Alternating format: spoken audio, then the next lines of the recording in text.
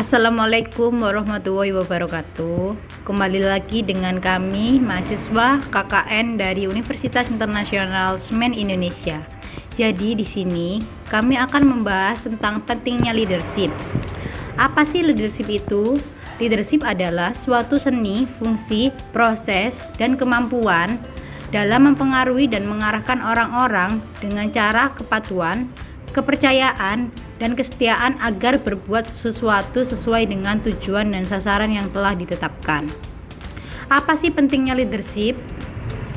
Yang pertama ada membangun kerjasama tim, di mana untuk membangun kerjasama tim yang solid, visi dan target dari sebuah kelompok tentu harus dicapai dengan kerja keras. Namun, itu semua tidak dapat dilakukan sendirian. Biasanya akan ada tim yang bertugas dengan kepemimpinan yang baik. Tentu kesulitan dan kerjasama tim akan terbentuk secara baik pula. Yang kedua ada karakter setiap orang berbeda, di mana alasan yang kedua ini sangat berhubungan erat dengan poin pertama. Pasalnya, suatu tim terdiri dari beberapa anggota dengan karakter yang berbeda-beda. Yang ketiga, ada rintangan yang berkembang, di mana mewujudkan visi dan tujuan tentu saja rintangan akan segera menghadang. Zaman dan iptek yang berkembang juga membuat rintangan tak semudah dulu. Rintangan pun terus berkembang menjadi semakin sulit. Untuk mengatasinya diperlukan analisis perhitungan yang tepat sehingga menemukan cara jitu. Yang keempat ada meningkatkan kualitas diri, di mana menjadi hal yang penting bagi seseorang pemimpin untuk terus mengolah leadership-nya agar berkembang. Dengan menjadi pribadi yang baik, otomatis akan menjadi pribadi yang baik pula. Jadi, mulailah dengan memperbaiki diri Anda sendiri. Terima kasih. Next, ada hal-hal yang harus dimiliki seorang pemimpin. Yang pertama yaitu memotivasi diri. Ya, seperti yang kalian tahu, pemimpin adalah tugasnya memimpin banyak orang, banyak anggotanya. Jika untuk memotivasi diri saja pemimpin masih kesulitan, bagaimana dengan motivasi para anggotanya? Jadi yang pertama kali harus dimiliki dasar yang utama adalah memotivasi diri sendiri gitu. Break the limit, guys. Kemampuan berbicara di muka umum. Ini confidence skill sih. Jadi kalau seorang pemimpin pasti kata-kata kalian itu yang didengarkan. Jadi gimana cara kalian komunikasi, bagaimana cara kalian berbicara di muka umum, dan ini membutuhkan kemampuan berbicara di muka umum. Jadi usahakan sebelum kalian memutuskan untuk menjadi seorang pemimpin atau menjadi pemimpin yang hebat, kalian bisa upgrade skill berbicara di muka umum atau public speaking ya. Yang ketiga ada pemahaman teknik atau alat kendali.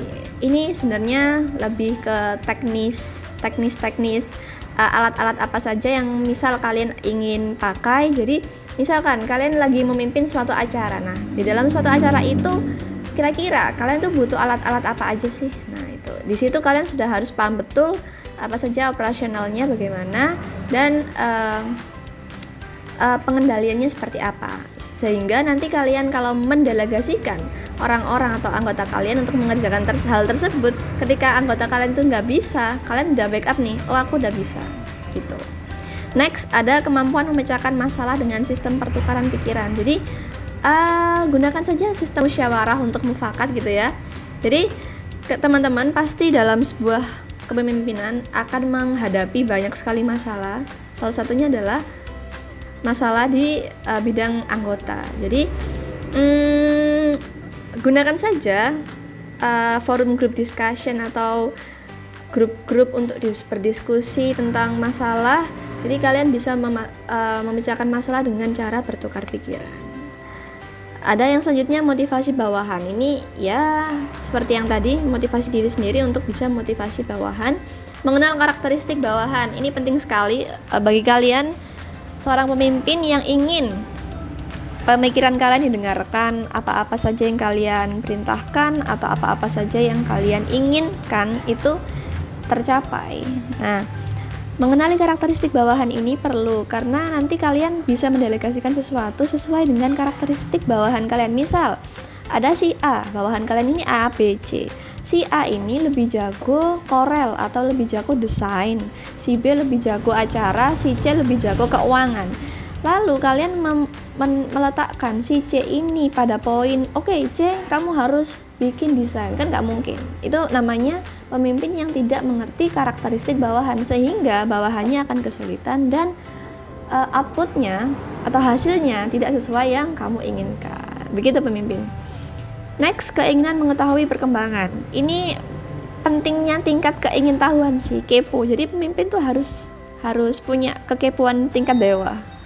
Biar kalian tahu progres anggota kalian, biar kalian tahu apa saja yang seharusnya sudah berkembang, apa saja yang sepertinya harusnya diupayakan gitu.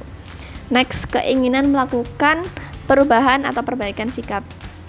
Jadi seorang pemimpin itu tidak luput dari kesalahan. Ya, namanya juga kita sebagai manusia gitu kan. Manusia tempatnya salah. Jadi teman-teman para pemimpin ini nggak boleh nih harus oke, kalian semua harus mengikuti apa kata gue karena saya di sini adalah pemimpin kalian gitu ya. Nggak boleh. Ini merupakan sikap yang sombong sih. Jadi usahakan kalian tetap memikirkan perasaan orang lain. Usahakan kalian tetap melakukan perubahan atau perbaikan sikap lagi dan lagi. Kalau bisa tanya ke teman-teman, bro atau guys, salah saya di mana ya kira-kira gitu. Mental citra diri. Mental ini sebenarnya mental dari pemikiran bawah sadar kalian. Jadi mental citra diri ini lebih pada citra kalian itu sebagai pemimpin, kalian ingin menunjukkan kepemimpinan seperti apa. Nah, seperti itu. Oke, selanjutnya kita akan bahas cara membangun jiwa kepemimpinan di dalam diri seseorang. Gimana sih? Ada 6 step. Yang pertama, memiliki sikap positif. Iya, tentu saja dong. Kalau kita ingin memimpin atau menjadi pemimpin, nggak mungkin kan kita bernegatif thinking pada seseorang. Misal kita nggak percaya nih sama anggota-anggota kita lebih memilih mengerjakan semuanya sendirian. Ya, capek di kamu dong. Jadi kita harus punya sikap positif lah. Sikap positif dalam suatu hal, dalam orang, dan manapun. Kedua, mengambil resiko. Jadi pemimpin itu susah-susah gampang. Karena kita harus memikirkan resiko yang ada. Kita harus mengambil resiko, meskipun resiko itu kita tahu, oh ini bakal besar nih. Kalau kita nggak seperti ini. Nah, itulah yang harus mulai dibangun. Jadi nggak usah khawatir mengambil resiko dengan segala keterpurukannya, tapi ingat, kalian mengambil resiko ini pasti ada positifnya, nilai positifnya itu yang akan kalian dan anggota kalian dapatkan itu apa. Ketiga, jadilah orang yang inovatif. Nah, ini penting banget. Jadi kalau kalian semakin inovatif, itu nggak akan tergerus dengan zaman atau waktu. Percaya nggak? Ya, percaya nggak percaya, banyak leader yang tinggi, artinya leader yang sudah sukses begitu ya, memimpin dalam sebuah organisasi maupun apapun itu, dia selalu inovatif, dia selalu berkarya, dia selalu kreatif dalam pemikirannya. Nah, itu gimana caranya? Dibangun mulai sekarang. Gimana caranya itu inovatif? Ya, kamu lihat keadaan sekarang itu seperti apa. Misal keadaan sekarang itu mengharuskan kamu untuk melakukan A, B, C, tapi kamu hanya melakukan A, B. Menurut kamu A, B ini cukup. Nah, itu pemikiran yang kurang inovatif, sehingga nantinya kepemimpinan kalian itu kurang greget dan kurang menghasilkan sesuatu yang lebih begitu. Atau malah tergerus oleh zaman.